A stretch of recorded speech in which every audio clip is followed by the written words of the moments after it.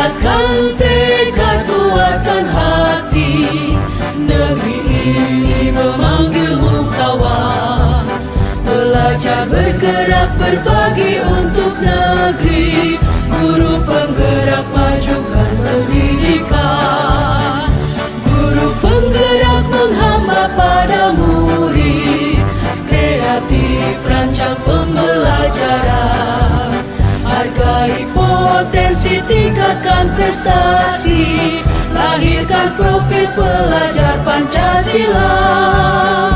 Belajar, bergerak, berbagi untuk negeri. Kita menjalin kolaborasi. Belajar, bergerak, berbagi untuk negeri. Demi bakti pada Ibu Pertiwi.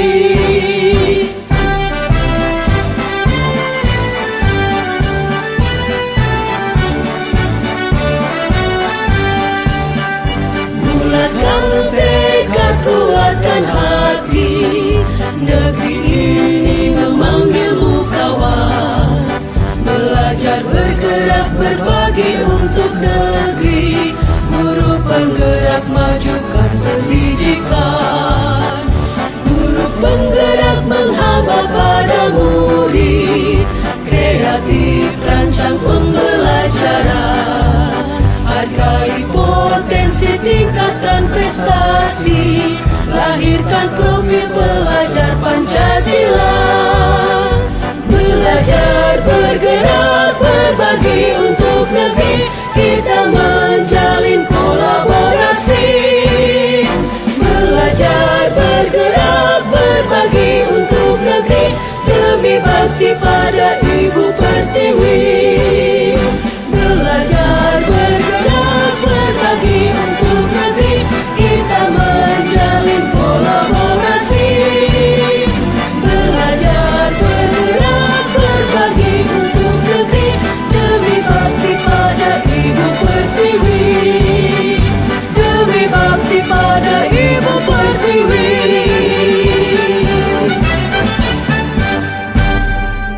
Arwah junjungan kita Nabi besar Muhammad Sallallahu Alaihi Wasallam.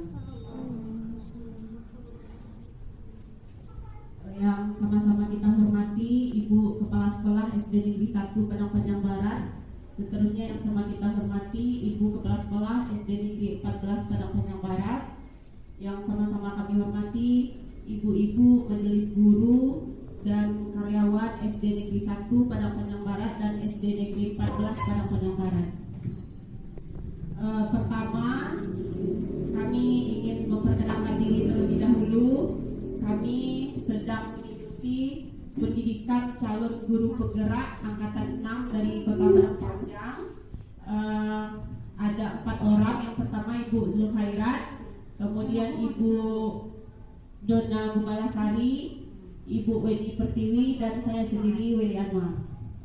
Pada kesempatan kali ini kami mengucapkan terima kasih banyak kepada ibu-ibu yang telah menyempatkan hadir di tengah kesibukan, di tengah rutinitas yang lumayan padat, telah menyempatkan diri untuk hadir pada hari ini dalam rangka kita berkolaborasi, kita berbagi ilmu bersama mengenai budaya positif di sekolah, penerapan budaya positif di sekolah. Diseminasi ini merupakan aksi nyata kami pada modul 1.4 yang merupakan tugas yang harus dilaksanakan oleh calon guru penggerak.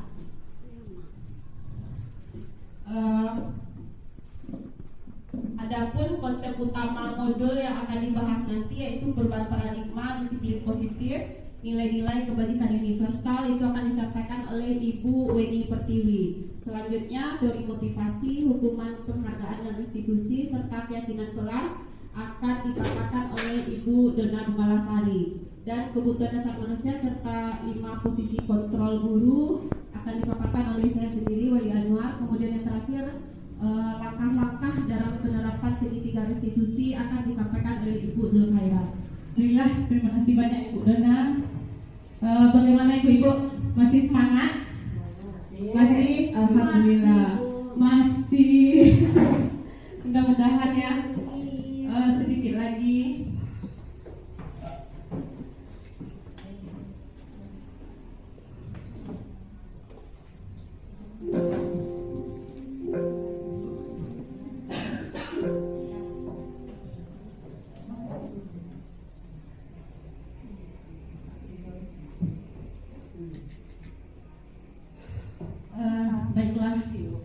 Ibu, kita masuk langsung saja ke sesi ketiga, penerapan budaya positif di sekolah dengan saya Willy Anwar. Untuk sesi ketiga ini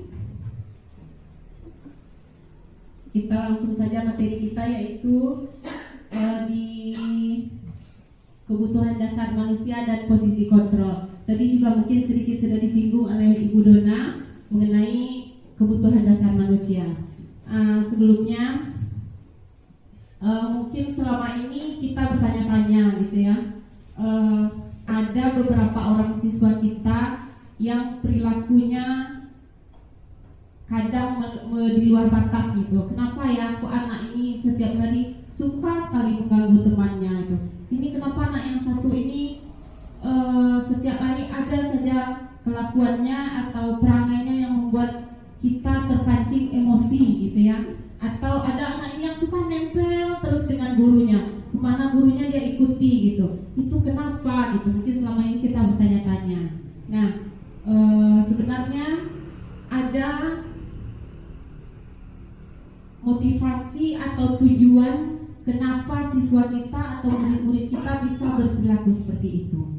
Nah, salah satu tujuannya menurut William Glasser yaitu karena dia berusaha untuk memenuhi kebutuhan dasarnya.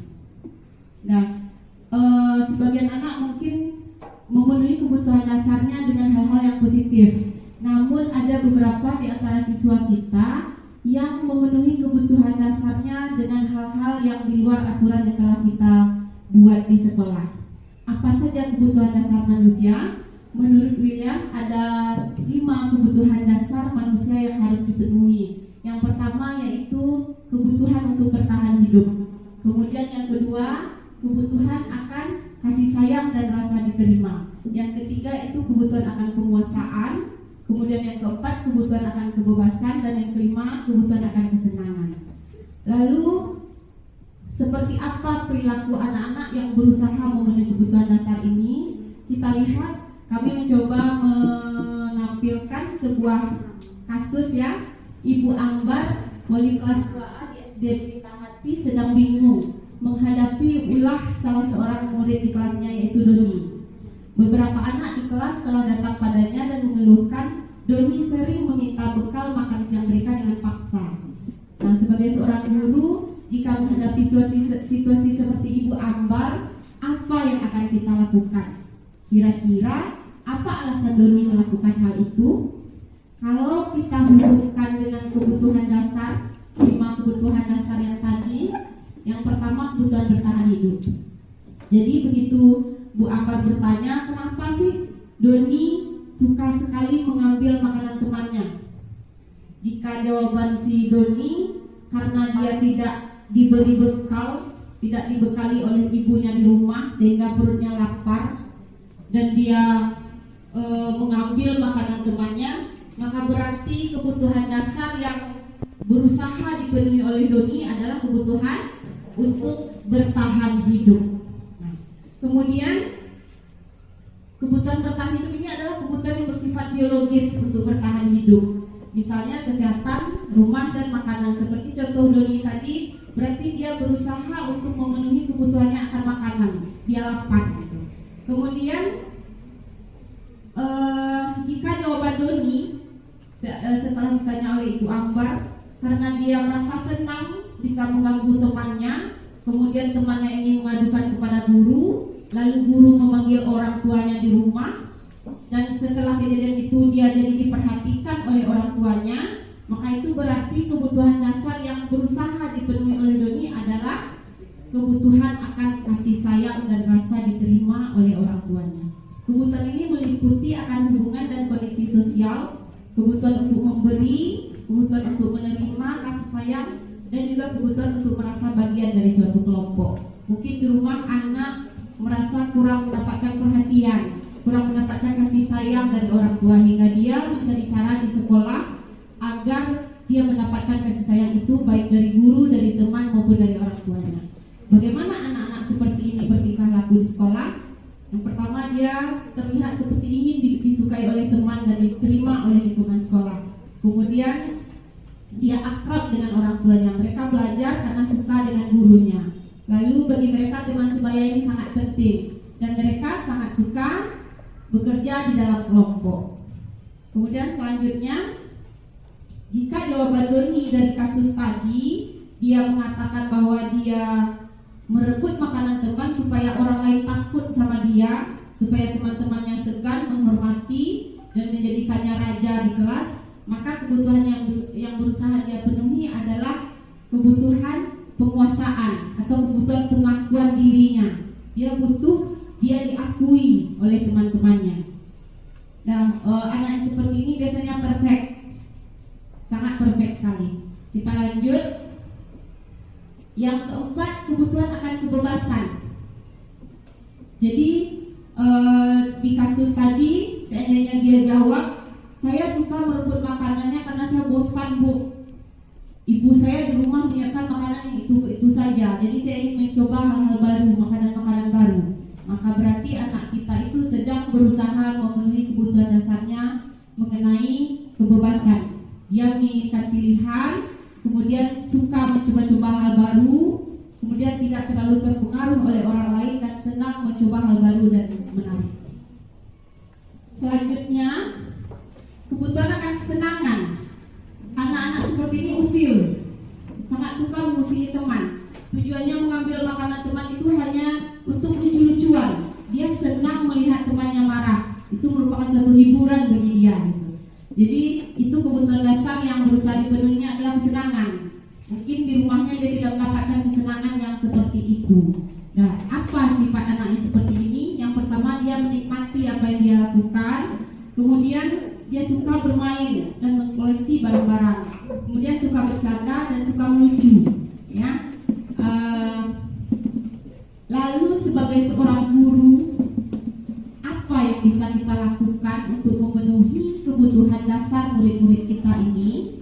Dan sebenarnya bukan hanya murid-murid ya, guru pun bertingkah laku, bersikap di sekolah sebagian besar tujuannya mungkin juga untuk memenuhi kebutuhan dasar yang tidak didapatkan di rumah. Kita bersikap gurau di sekolah, bercanda dengan teman-teman, mungkin bisa jadi untuk memenuhi kebutuhan akan kesenangan kita atau kebutuhan akan kasih sayang kita. Ini seorang murid yang tidak berhasil secara akademik, mungkin boleh dikatakan murid kita yang kurang, ya. Bagaimana dia memenuhi kebutuhan dasarnya akan penguasaan? Mungkin dia akan mengatur temannya. Ada kadang di sekolah, di kelas, murid kita yang suka mengatur teman. Kamu harus di sini, kalau olahraga kamu menjadi seperti ini. Untuk apa? Dia ingin memenuhi kebutuhannya akan penguasaan. Karena secara akademik dia tidak mampu dibandingkan dengan teman-temannya. Dengan cara itulah dia mencari pengakuan, gitu. Dengan cara itu dia mencari penguasaan. Kemudian konsep 5 kebutuhan dasar ini juga tidak berlaku bagi anak-anak saja, tapi juga bagi guru. Tadi sudah kita bahas ya. Baik ibu-ibu, kita lanjut. Apa yang dapat dilakukan oleh seorang guru berdasarkan konsep 5 kebutuhan dasar tadi dalam rangka mewujudkan budaya positif di sekolah kita. Nah, sebagai seorang guru, kita harus memahami dengan perilaku anak-anak kita apa yang dia butuhkan, gitu. Apa kebutuhan dasarnya yang belum terpenuhi selama ini? Kenapa dia berperilaku seperti itu? Baik, ini posisi kontrol guru terhadap perilaku anak-anak tadi yang berusaha memenuhi kebutuhan dasarnya. Yang pertama itu posisi sebagai penghukum, kemudian posisi sebagai teman, kemudian yang ketiga posisi sebagai pembuat rasa bersalah, kemudian posisi kita sebagai pemantau, dan yang terakhir adalah posisi kita sebagai media. Seperti apa posisi ini dan seperti apa yang selama ini telah kita lakukan, kita berada di posisi mana sih selama ini gitu. Mari kita lihat bersama-sama. Bapak, Ibu-ibu, ada video yang mencerminkan 5 posisi kontrol guru.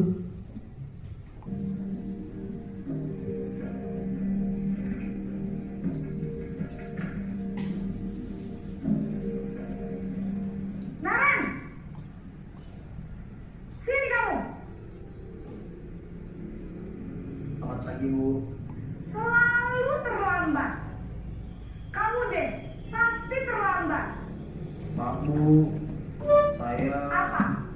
Apa coba? Alasan kamu apa lagi? Kapan sih kamu tidak terlambat? Malas sekali ya kamu jadi anak. saya Dasar pemalas.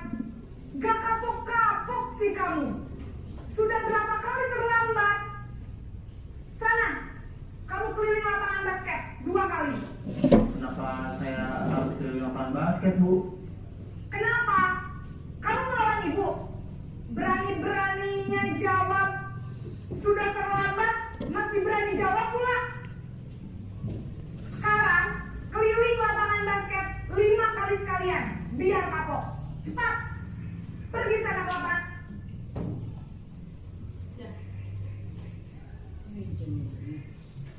Nah, Ibu-ibu, kira-kira dengan melihat video ini, kalau kita hubungkan dengan posisi kontrol guru, kira-kira sikap yang ditampilkan oleh ibu guru tadi itu masuk ke posisi yang mana? Penghukum. Ya. Bagaimana ciri-cirinya guru yang sedang berada di posisi kontrol penghukum? Itu bisa kita lihat dari video tadi, berbicara dengan suara keras, ya, mata melotot, kemudian berkacak pinggang, lalu iya, seorang penghukum bisa menggunakan hukuman fisik maupun verbal. Kalau di video tadi kita lihat gurunya menyuruh keliling lapangan 2 kali. Karena muridnya masih membantah, disuruh keliling lapangan 5 kali. Murid tidak menerima. Kenapa saya harus keliling lapangan, Bu? Katanya. Karena hubungannya dengan keterlambatan dia tidak ada, gitu ya. Kemudian bagaimana perasaan murid ketika guru berbicara seperti itu? Apa yang terjadi dengan anak-anak? Kemungkinan murid marah, memendam kemarahan dalam hatinya.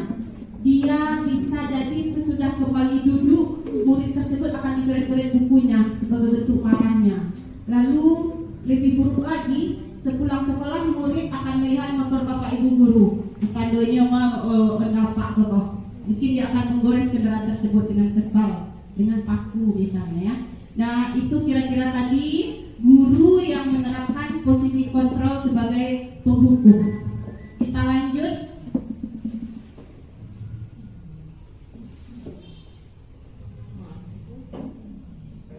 Ini masih video yang tadi.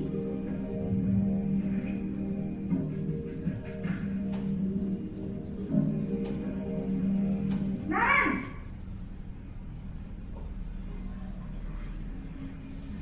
Selamat pagi Bu. Naren. Kamu kenapa terlambat lagi, nak? Ya Tuhan, Naren. Kamu senang ya bikin ibu susah ya? Kalau kamu terlambat lagi, nanti ibu yang ditegur bapak kepala sekolah, nak. Disangka ibu tidak bisa membina kamu. Duh, gimana ini? Maaf Bu. Duh, Gusti Naren. Kamu suka ya kalau ibu ditegur bapak kepala sekolah? Terus, sekarang ibu harus tulis apa ini di buku absen? Ini kamu sudah sering terlambat loh. Ibu harus apa coba? Maaf Bu. Maaf sekali. Ya sudah, lain kali jangan bikin ibu susah lagi ya, nak ya. Ibu tidak akan kuat lagi kalau kamu begini terus. Bisa jantungan kalau ibu ditegur bapak kepala sekolah. Sana cepat ke kelas. Maaf ya Bu. Maaf sekali. Ya, bagaimana kira-kira ibu-ibu? Kalau seperti ini gurunya, berarti kita sedang berada di posisi pembuat rasa bersalah. Guru seperti ini berusaha supaya muridnya merasa bersalah atas keterlambatannya. Posisi ini biasanya guru akan bersuara dengan lemah lembut. Pembuat rasa bersalah akan menggunakan keheningan yang membuat orang lain merasa tidak nyaman, merasa bersalah atau rendah diri. Kemudian nada suaranya memelas, halus, seperti orang bersedih. Lalu bagaimana perasaan siswa kita ketika guru memposisikan dirinya sebagai pembuat rasa bersalah? Murid-murid akan sangat merasa bersalah karena dia telah mengecewakan ibu dan bapak gurunya. Murid ini akan merasa menjadi orang yang paling gagal, kemudian karena dia tidak sanggup membahagiakan gurunya. Murid tertekan. Seperti inilah yang tiba-tiba bisa meletus amarahnya suatu saat, karena dia terus-terusan memendam rasa bersalah, akhirnya suatu saat dia meletus. Maka dia anak yang terbiasa diperlakukan seperti ini, kalau menurut penelitiannya bisa menyakiti diri sendiri atau bahkan orang lain. Kita lanjut.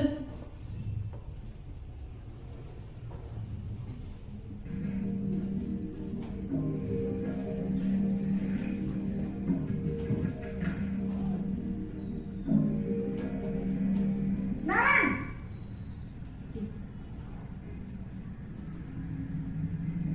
Selamat pagi Bu. wah, sudah jam berapa ini nak? Terlambat lagi ya sayang. Iya Bu, habis ibu saya lupa bangunkan saya Bu. Kamu malah menyalahkan ibu kamu. Kamu bukannya anak yang larinya paling kencang. Kok terlambat sih? Iya Bu, saya memang terlambat bangun tadi. Jadi biarpun saya lari kencang, tetap gak kekejar Bu. Ya sudah sana, nanti lain kali larinya lebih kencang lagi ya, biar gak terlambat lagi. Bikin seneng ibu, demi ibu, bisa kan? Bisa lah Bu. Ya sudah sana masuk kelas, ibu beresin urusan absen kamu. Kamu ini ada-ada saja. Nah, kira-kira kalau gurunya seperti ini bagaimana ibu-ibu? Si langit akan semakin melangit ya. Ya, karena dia merasa tidak dimarahi. Gurunya menganggap dia adalah teman. Guru menempatkan diri sebagai teman. Mungkin untuk beberapa murid kita bisa melakukan hal ini, tapi untuk murid-murid yang kadar perilakunya luar biasa, tidak bisa. Seperti contoh kalau di sini ada murid kami yang kalau diperlakukan seperti ini dia akan semakin seenaknya. Lalu guru yang menempatkan dirinya sebagai teman, dia tidak akan menyakiti murid, namun akan tetap berusaha mengontrol supaya murid tetap berusaha mengontrol murid melalui persuasi. Posisi teman pada guru ini bisa kadang bersifat negatif efeknya kepada murid, namun kadang-kala juga ada efek positifnya. Positif di sini mungkin guru menjadi lebih akrab dengan murid, terjadi suatu hubungan yang baik. Sementara posisi negatifnya, murid mungkin akan semakin leluasa gitu ya. Guru tidak marah, besok terlambat lagi mungkin nggak apa-apa gitu, karena guru hanya tersenyum gitu ya. Lalu ciri-ciri guru yang menempati diri di posisi teman itu nada suaranya ramah, dia akrab dan bercanda, bahasa tubuh merapat pada murid, mata dan senyum jenaka. Kemudian bagaimana efeknya terhadap anak? Bagi anak yang sering diperlakukan seperti ini, dia akan menjadi sangat tergantung kepada guru tersebut. Begitu guru kelas lain memarahinya, ya, dia akan memberontak, ya, karena belum tentu semua guru akan bisa berlaku yang sama pada dia. Dia akan banding-bandingkan.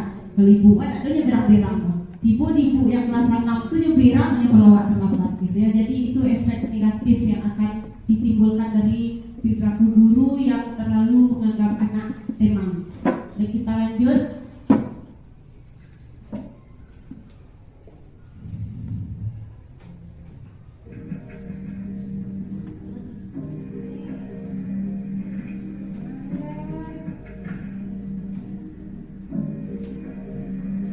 Naran,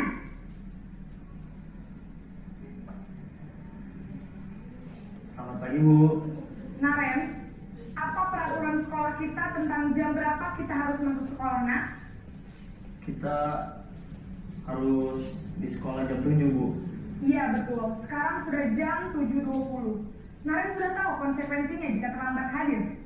Paham Bu, saya harus tinggal kelas pas jam istirahat selama 20 menit. Iya benar, konsekuensinya demikian. Jadi nanti jam 9.30 pas istirahat, kamu harus tinggal di kelas kerjakan tugas tambahan untuk ketertinggalan kamu, ya. Baik Bu. Nah, kira-kira kalau seperti ini sikap gurunya, dia memposisikan dirinya sebagai apa Ibu-Ibu? Kita kembali ke segitiga restitusi ke 5 posisi kontrol tadi. Ini kalau gurunya seperti itu, kira-kira dia memposisikan dirinya di mana? Di pemantau. Ya, seperti yang tadi sudah dijelaskan oleh Ibu Dona, ada konsekuensi dari segala akibatnya. Jadi guru menanyakan kepada anak, apa konsekuensinya kalau kamu terlambat? Apa yang sudah kamu yakini di kelas kamu? Dan dia memantau perilaku anak-anak.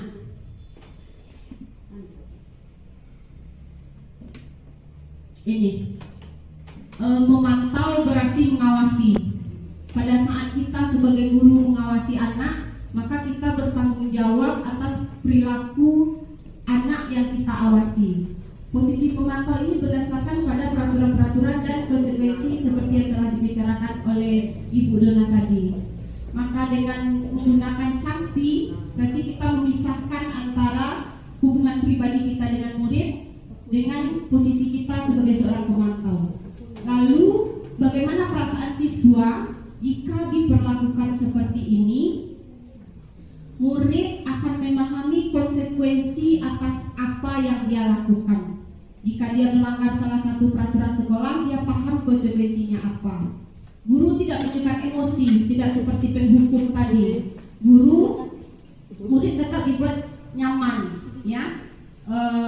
Kemudian guru akan menanyakan, kalau dia berbuat seperti ini, konsekuensinya apa? Anak-anak sudah tahu, ya. Misalnya seperti pada waktu jam istirahat, bagian yang tidak mengerjakan PR, dia harus menunda waktu istirahatnya untuk mengerjakan PR. Nah, seperti itu. Oke, kita lanjut sedikit lagi.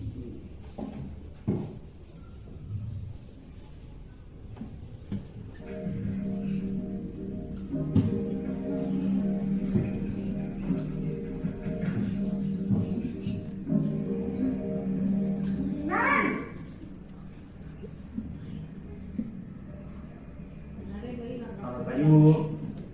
Selamat pagi, Naren. Maaf Bu, saya terlambat. Iya, sekolah masuknya jam 7, sekarang sudah jam 7.20. Jadi sekarang bagaimana ini, Naren? Maaf Bu, saya lupa setel alarm saya semalam. Baiklah, menurut kamu, keyakinan sekolah yang mana yang perlu kamu tingkatkan? Menghargai diri sendiri dan orang lain mungkin ya Bu. Setuju. Jadi, apakah Naren meyakini prinsip saling menghormati tersebut? Iya Bu, saya meyakininya. Apakah Naren bersedia memperbaiki masalah keterlambatan ini? Bersedia Bu. Bagaimana kamu akan perbaiki masalah keterlambatan ini? Saya akan coba untuk tidak lupa menyetel alarm saya Bu. Baik, kalau Naren lupa menyetel alarm di rumah, ada orang yang kira-kira bisa bantu mengingatkan tidak? Ada Bu, kakak saya, Kak Emma. Ada lagi selain Kak Emma? Selain Kak Emma, ada ibu saya. Baik, jadi yang mengingatkan Naren adalah Kak Emma dan ibu kamu ya? Kira-kira akan mulai setel alarm kapan nih, Naren? Setelah pulang sekolah, akan segera saya lakukan. Baik, jadi Naren akan setel alarm untuk bangun besok pagi dan akan diingatkan oleh kakak dan ibunda Naren ya. Ada lagi yang mungkin perlu dilakukan, Naren, agar tidak terlambat bangun lagi? Tidak ada Bu. Baik, Naren, terima kasih untuk kerjasama kamu. Sekarang kamu perlu kembali ke kelas untuk belajar. Baik Bu, terima kasih. Nah, ini kira-kira bagaimana Ibu-Ibu? Posisi manajer, ya, terlihat sangat baik sekali sebenarnya Ibu. Sebenarnya posisi manajer inilah posisi yang dituju dengan sehingga bisa diterapkan budaya positif di sekolah kita. Posisi terakhir, posisi manajer, di mana guru berbuat sesuatu bersama murid. Dia mempersilahkan murid untuk mempertanggungjawabkan perilakunya. Seperti yang sudah disinggung sebelumnya ini, keyakinan kelas. Murid ditanyakan apa keyakinan kelas, apa yang sudah dia langgar. Kemudian diminta untuk menemukan solusi dari permasalahan dia sendiri. Lalu, bagaimana perasaan murid ketika guru memposisikan diri menjadi manajer? Pada posisi ini, fokus ada pada murid, bukan untuk membahagiakan guru atau orang tua. Murid sudah mengetahui adanya suatu masalah yang dia buat dan sesuatu telah terjadi. Bila guru mengambil posisi pemantau, guru akan melihat apa konsekuensinya dari apa yang telah dia lakukan. Namun pada posisi manajer, bedanya dengan posisi pemantau, guru akan mengembalikannya kepada siswa. Apa yang telah dia lakukan, kemudian apa yang dia yakini di kelasnya, lalu apa yang bisa dia lakukan untuk menyelesaikan masalahnya. Itu dengan bimbingan guru. Nah, posisi manajer ini merupakan posisi yang sebenarnya kita inginkan gitu ya. Namun ada kalanya kita tidak mungkin memposisikan diri menjadi manajer. Ada kalanya kita perlu menjadi pemantau, ada kalanya kita perlu menjadi teman. Namun yang harus dihindari mungkin posisi penghukum dan berbuat rasa bersalah. Kemarin kami sudah mencobakan di kelas tentang posisi manajer. Kemudian kami menanyakan kepada siswa bagaimana perasaannya jika guru memposisikan diri sebagai manajer dalam menyelesaikan kasus siswa. Ini ada 2 orang siswa kemarin yang dicobakan, dan beginilah kira-kira tanggapan siswa kita. Assalamualaikum warahmatullahi wabarakatuh. Perkenalkan, nama saya Andika Alamra, siswa kelas 4 SDN 01 Karangpanjang Barat. Saya sangat senang sekali meski saya melakukan sebuah kesalahan, namun saya tidak memarahi dan memberikan hukuman kepada saya. Saya pernah menanyakan kenapa saya membuat seperti itu dan mengajak saya untuk berdiskusi menjadi solusi bagaimana saya bisa menyelesaikan masalah saya. Raka tidak marah pada saya setelah saya meminta maaf dan menjelaskan tentang apa yang akan saya lakukan untuk memperbaiki kesalahan saya. Saya sangat senang sekali dengan cara buat menyelesaikan masalah saya ini. Terima kasih banyak. Assalamualaikum warahmatullahi wabarakatuh. Assalamualaikum warahmatullahi wabarakatuh. Perkenalkan, nama saya Gita Salsabila, siswa kelas 4 SD Negeri 1 Karangpanjang Barat. Saya merasa keberanian saya muncul. Meski saya melakukan kesalahan, namun guru tidak memarahi saya. Awalnya saya merasa takut akan dibayang teman. Namun ternyata guru berdiskusi dengan saya untuk mencarikan solusi dari permasalahan saya tersebut. Hati saya terasa lega dan fokus saya tidak terbatas. Terima kasih Bu. Assalamualaikum warahmatullahi wabarakatuh.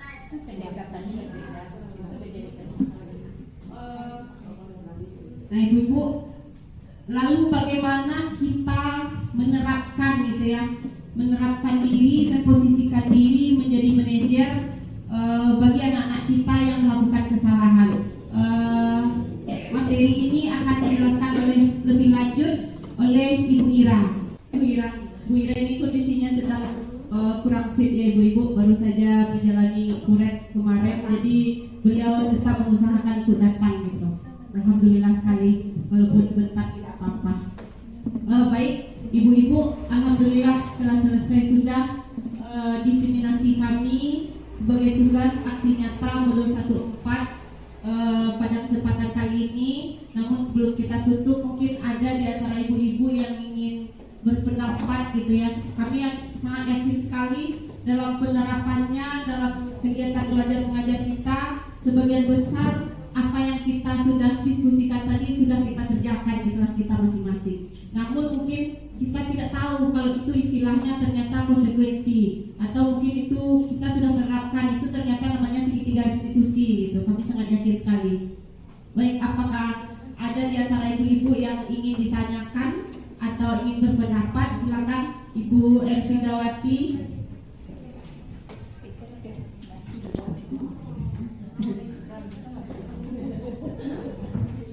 Assalamualaikum warahmatullahi wabarakatuh. Terima kasih waktu yang diberikan kepada pengaji. Yang akan saya tanyakan di sini adalah bagaimana kita menerapkan ada tadi di dalam penyajian Ibu Weli Anwar yaitu manajer. Ya, manajer. Bagaimana kita melakukan pemberian manajerial kepada anak kelas 1, sedangkan anak itu baru kita ambil, kita belum tahu bagaimana situasi dan kondisinya.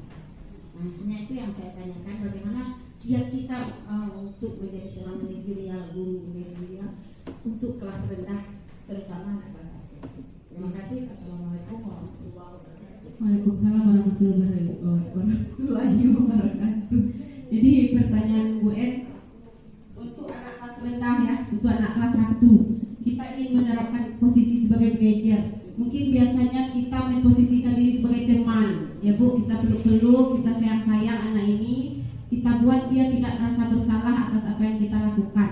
Namun untuk efek jangka panjangnya sebenarnya ini tidak baik kan gitu.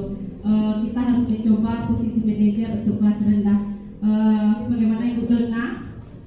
Sebenarnya modul ini, bagaimana Ibu Ira, Bu Eni, kira-kira siapa yang bisa memberikan pendapatnya? Bu Eni langsung. Bu Ira mungkin. Bu Ira. Di awal tahun ajaran, tadi Bu Dona juga sudah menyinggung tentang keyakinan kelas, ya. Jadi sebenarnya di awal kita mungkin dulu terlebih dahulu membuat kesepakatan dengan siswa. Sebenarnya siswa kelas 1 itu mungkin hampir sama dengan siswa TK ya Bu. Mereka masih terbawa suasana TK, bernyanyi-nyanyi, menari-menari gitu. Nah, kami kemarin sudah berdiskusi dengan guru TK bagaimana cara mereka menerapkan posisi manajer ini di TK, mungkin hampir sama dengan SD. Kalau di kelas tinggi kami sudah cobakan itu langsung kita berdiskusi dengan siswa seperti video yang diterangkan oleh Bu Dona tadi. Kita tanyakan pendapat siswa masing-masing, apa yang mereka yakini, apa yang ingin mereka sepakati di kelasnya. Nah, kalau kelas 1 mungkin saya juga belum mencoba, belum berpengalaman sekalipun mengajar di kelas 1. Jadi mungkin bisa disamakan dengan TK Bu, melalui nyanyi. Kemarin Ibu Deni di TK menerangkan ada beberapa nyanyian yang di dalamnya mengandung peraturan. Kemarin sudah cobakan, cuma saya tidak begitu hafal Bu duduk dengan tertib lalu lipat tangan, kira-kira seperti itu. Nah, itu kan berarti masuk satu keyakinan kelas, anak-anak harus tertib di kelas. Barulah mungkin di kelas 1 bisa dijelaskan berarti kita harus tertib ya nak di kelas gitu. Nah, begitu anak-anak tidak tertib, berarti kita ingatkan mereka sudah melanggar keyakinan kelas mereka. Lalu kita tanyakan apa yang bisa mereka lakukan untuk selanjutnya agar mereka tidak lagi melanggar keyakinan kelas. Mohon maaf Bu Ed jika jawabannya tidak memuaskan karena saya tidak punya pengalaman sedikit pun mengajar di kelas 1. Terima kasih, ada tambahan Ibu-ibu? Ditambah sedikit oleh Ibu Dona. Silakan Bu Dona. Contohnya si Kaira, Cilabi. Yang baik, ibu-ibu semuanya, Assalamualaikum warahmatullahi wabarakatuh.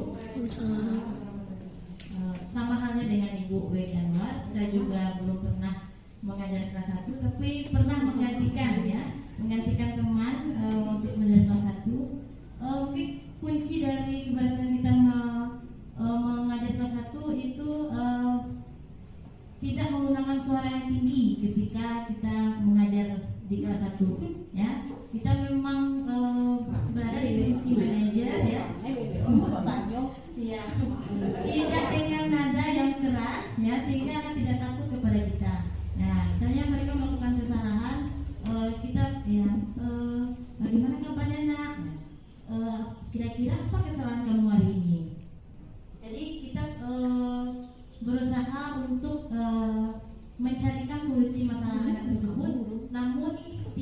dengan suara yang tinggi, tidak suara yang keras. Jadi anak tersebut tidak takut kepada kita. Kan kasihan juga kalau anak sudah takut kepada kita, kemudian keesokan harinya dia tidak mau sekolah lagi. Ya, oke. Kira-kira seperti itu aja Bu Wendy. Assalamualaikum warahmatullahi wabarakatuh. Assalamualaikum warahmatullahi wabarakatuh. Waalaikumsalam warahmatullahi wabarakatuh. Ini bagus sebenarnya penampilan keempat penyaji tadi, membuka wawasan kami sebagai guru-guru yang udah tua dan mungkin udah mau pensiun. Tetapi di sini berlatar belakang kami dari guru tua dan mungkin sudah lebih dahulu melakukan hal-hal yang sudah disebutkan tadi. Cuma sayangnya di sini tadi mohon, bukan mengkritik segala macam, mohon nanti kalau CGP kami yang berempat berdiskusi dengan Fasil atau BP, mohon tolong sampaikan begini. Tadi kami mendengar kita bertindak sebagai teman ataupun manajer. Salah satunya pernah dicobakan, kenapa kamu tidak ber-PL nak? Besok bikin ya nak? Ya Bu, kenapa? Oke, sekarang 1 usap punggungnya. Besok kiranya 2 lagi usap punggung, kenapa tidak nak? Oh iya, besok lagi bikin. Tahu-tahu menjelang hari ke-6 sudah 10 yang tidak buat PR. Nah, bagaimana tindakan kita? Karena kami yang guru ini pasti, tidak coba PR dok, ini lampe, apa tanggung, ini lampe. Nah, bagaimana rasanya tindakan yang harus kita lakukan kalau memang kita bertindak sebagai manajer dan tidak boleh menghukum. Terima kasih. Wassalamualaikum warahmatullahi wabarakatuh. Ada kalanya posisi manajer tidak bisa dilaksanakan sebagaimana mestinya gitu ya Bu Sri ya. Kita sudah mencoba memposisikan diri menjadi manajer, ternyata efeknya ke anak bukannya menimbulkan efek jera, malah semakin jadi-jadi. Baik, silakan. Jangan kembalikan ke Bu lagi. Bu ini Coba menjawab. ya, silakan. Baik, assalamualaikum warahmatullahi wabarakatuh. Waalaikumsalam. Pertanyaan Ibu Sri sangat hoax sekali ya, sehingga kami berpikir dengan keras. Baik, ini pernah juga ditanyakan oleh salah satu peserta dalam lomba karya bersama instruktur kami. Bagaimana kalau posisi ketika kita menyerahkan posisi manajer dan hal itu tidak mempan kepada anak, dan malah menjadi malah siswa yang lainnya mengikuti. Nah, ada kalanya kita harus turun ke posisi yang sebelumnya Bu. Jadi kalau tidak mempan di manajer, kita turun ke pemantau. Nah, kalau tidak pemantau nanti baru ke posisi yang di bawahnya lagi, gitu. Jadi dia tidak kaku, tapi fleksibel, bisa digunakan. Mungkin memang tidak semua anak bisa kita terapkan hal-hal yang seperti itu. Ya, tidak harus di posisi manajer, namun kita memang disarankan agar bisa menerapkan posisi manajer ini ya pada semua anak. Itu memang tidak ada keharusan itu. Terima kasih. Assalamualaikum warahmatullahi wabarakatuh. Ini sabar yang unlimited. Sabar tiada batas. Karena setiap anak itu memiliki sikap, memiliki karakter yang berbeda-beda. Mungkin mereka kebutuhan dasar mereka itu ada yang belum terpenuhi kelima-limanya. Jadi mungkin tugas kita disitulah kita memilih mana si A yang kebutuhan dasar mana yang harus dipenuhi. Mungkin mereka karena sudah sering, karena mungkin kita menganggapnya anak nakal. Padahal sebetulnya kalau di hukuman itu tidak ada lagi yang disebut dengan anak nakal. Itu sebetulnya anak yang masih kebutuhan dasarnya belum terpenuhi. Jadi mungkin disitulah kesabaran kita untuk tidak bosan untuk mengingatkan kepada siswa kita tadi. Mungkin kalau tidak sudah berbagai cara kita lakukan, kita mungkin bisa melakukan doa kita semuanya namanya. Mudah-mudahan dengan doa itu nanti kesadaran dirinya akan muncul. Dan juga bisa kita lihat mungkin sama kita dia seperti itu. Nanti setelah di SMP atau di SMA, ternyata mereka berubah.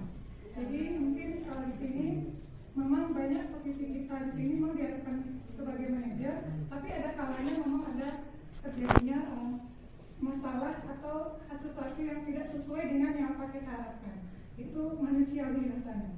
Jadi Mungkin di sini diharapkan jangan berhenti untuk mencoba berbuat baik, Bu. Kita mungkin tetap berusaha sampai di mana mereka mau berubah.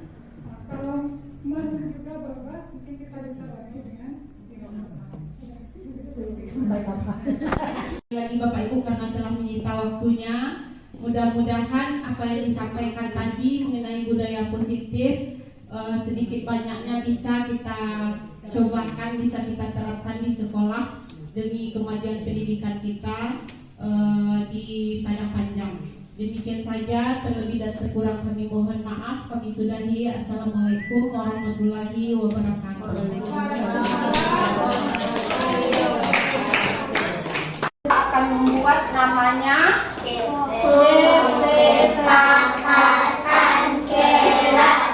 Nah, apa itu kesepakatan kelas? Barami bersama-sama menentukan kamu ingin apa kesepakatan di kelas ini. Contoh, mengerjakan tugas tepat waktu.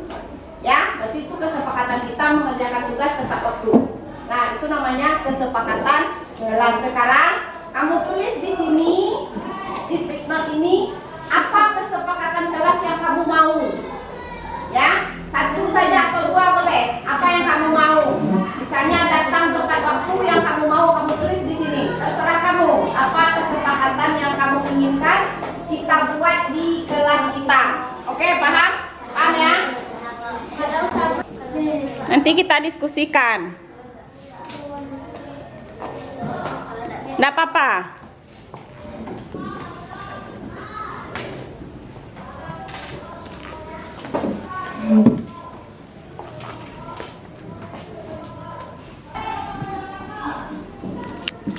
Diana udah?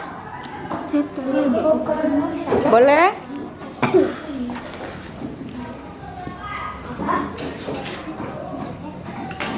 Yang sudah selesai silakan bergantian tempelkan di pohon kesepakatan kelas satu-satu. Silakan pilih mau ditempel. Oke. Lanjut. Siapa yang sudah selesai silakan ditempel.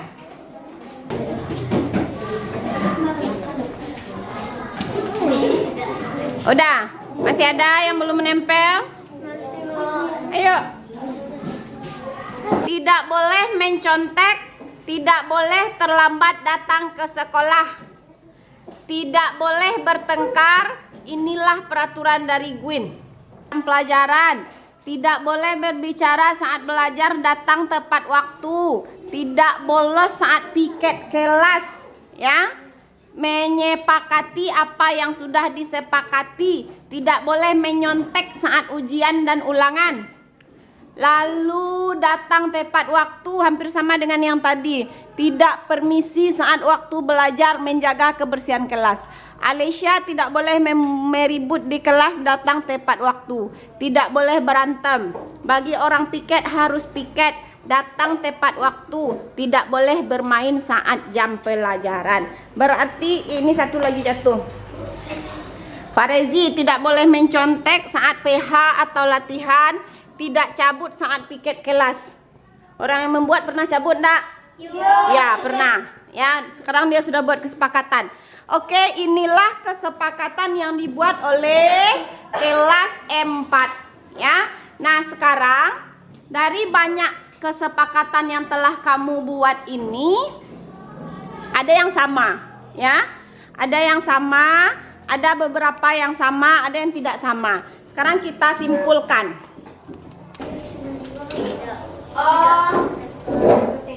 Yang paling banyak itu tidak boleh bertengkar.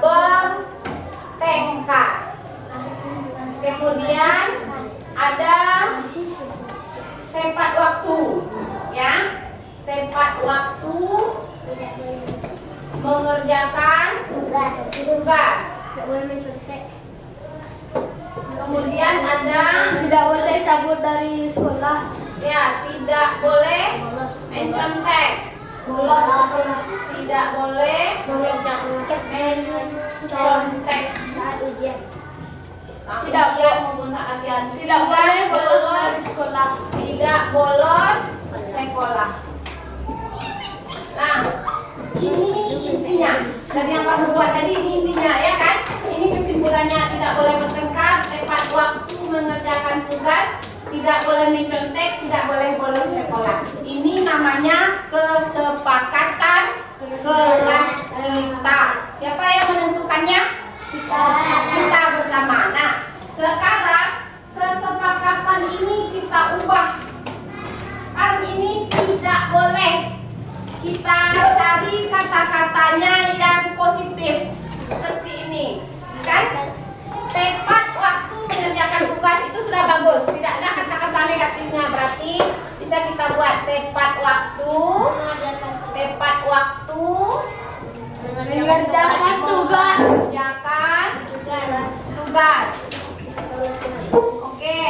Hilangkan kata tidak boleh, jangan kita pakai kata tidak bolehnya yang positif. Apa kira-kira? Yang tidak boleh bertengkar itu.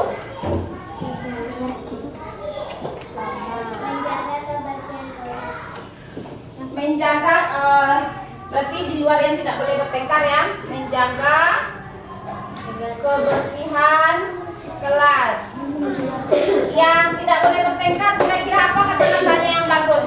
Yang artinya sama, tidak boleh bertengkar. Jangan hampir sama, negatif juga. Kalau tidak bertengkar berarti apa? Berdamai. Apa lagi yang kata-katanya yang positif?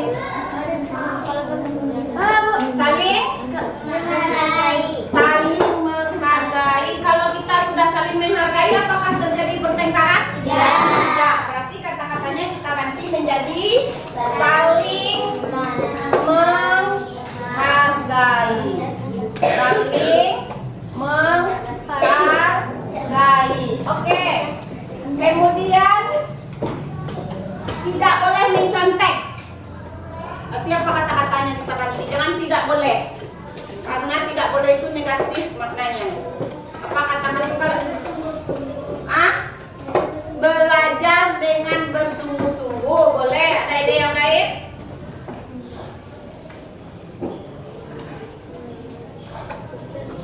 Kita pakai belajar dengan sungguh-sungguh saja. Kalau belajar dengan sungguh-sungguh berarti awak tidak boleh mencontek. Oke. Belajar dengan sungguh-sungguh.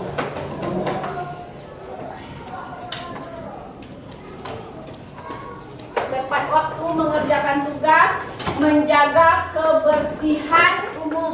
Kebersihan apa bagusnya? Kelas. Menjaga kebersihan kelas, saling menghargai, kemudian yang terakhir belajar dengan sungguh-sungguh.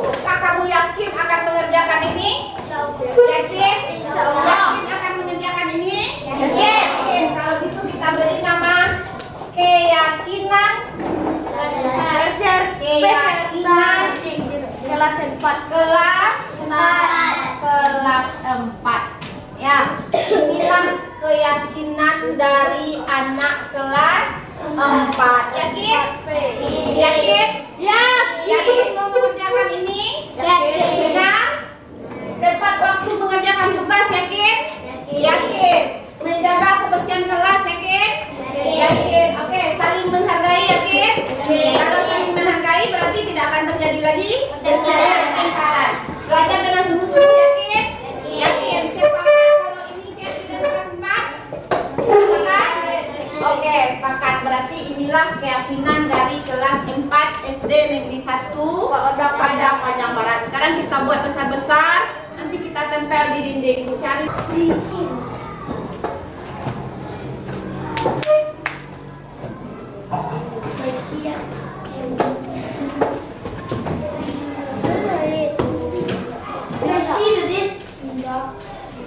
Oke, sekarang kita bersama-sama. Mana lakban kita, Bang?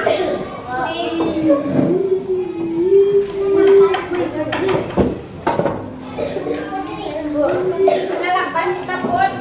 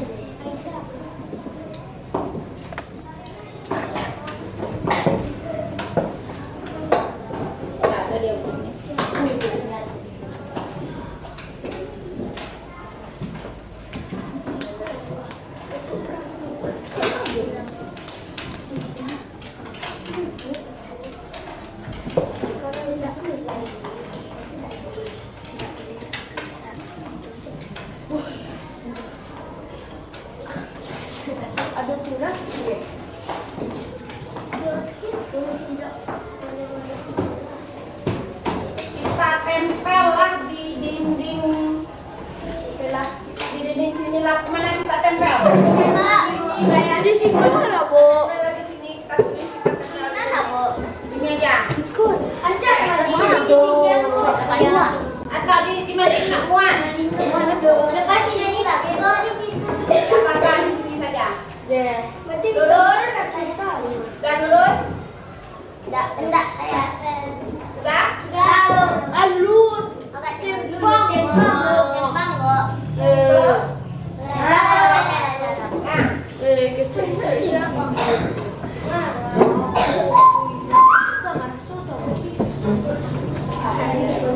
Judulnya apa?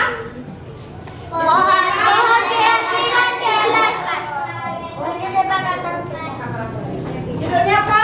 pohon Keyakinan kelas. empat. Kita tulis di sini ya.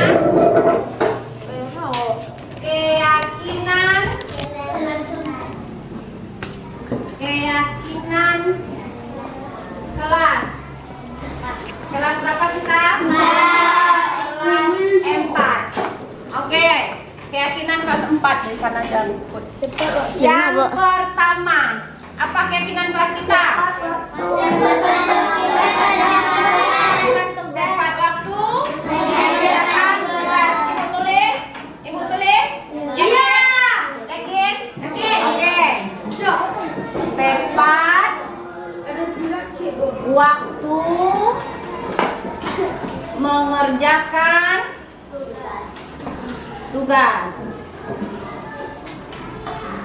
Lanjut. Keyakinan yang kedua.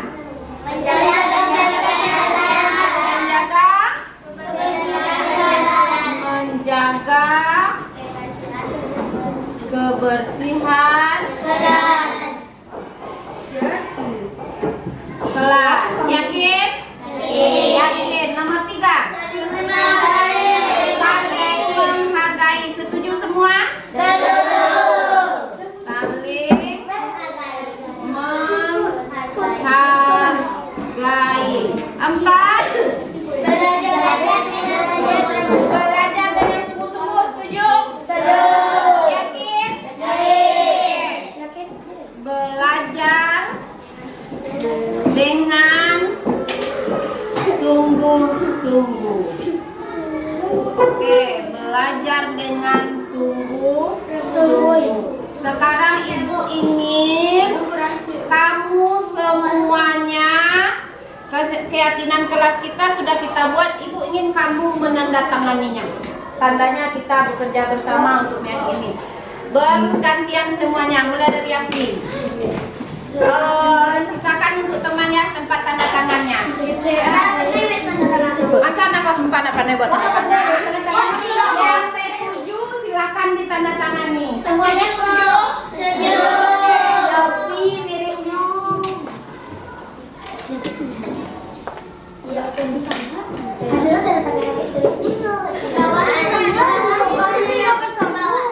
Lanjut. Nggak apa-apa.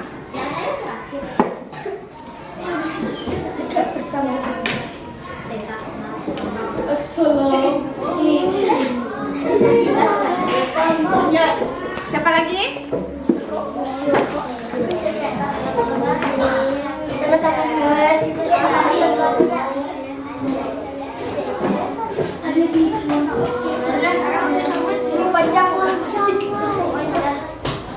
Lanjut. Ataya. Ataya setuju dengan keyakinan kelas ini?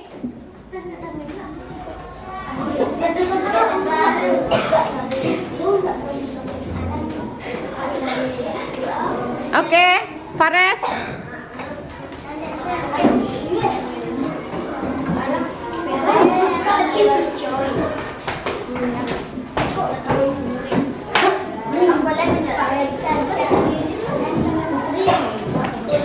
Lanjut. Nazwa.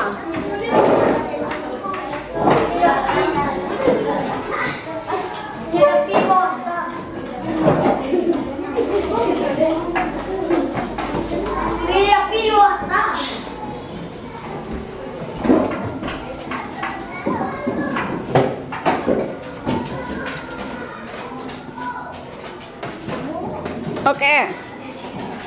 Adiba.